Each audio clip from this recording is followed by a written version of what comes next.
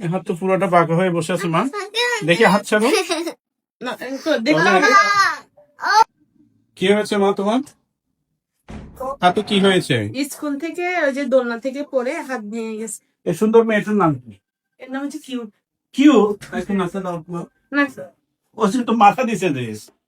দেখি মা, একটু উপর থেকে দেখি। তাহলে এটা পুরা মুতা সাপের মতো হয়ে গেছে না?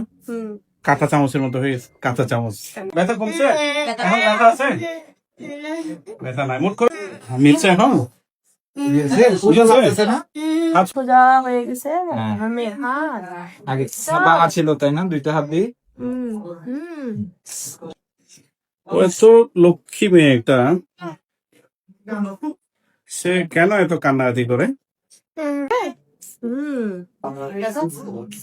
তাহলে এটা হচ্ছে তার ডিস্টাল তারে তার রেডিয়াস আলনা ফ্র্যাকচার ছিল, একদম সাপের মতো দেখা যাচ্ছে। এই যে স্কিন বর্ডার, এই যে আমরা সামান্য এখানে অবশ করি, বসিয়ে দিই, বসানোর পরবর্তী আমরা চাই এক্সরে করি, ভাঙা আর বোঝা যাচ্ছে না তার। এখানে এখানে তো কোনো ভাঙাই বোঝা যাচ্ছে না, ঠিক আছে না মামি? দেখেন তো এখানে কোনো ভাঙা আছে কিনা, অথচ এখানে দেখা যাচ্ছে অনেক ভাঙা দেখা যাচ্ছে, ঠিক না? হ্যাঁ, এখন কি কিউ গুঞ্জন বড়ুয়া কিউ, তুমি খুশি? মা খুশি?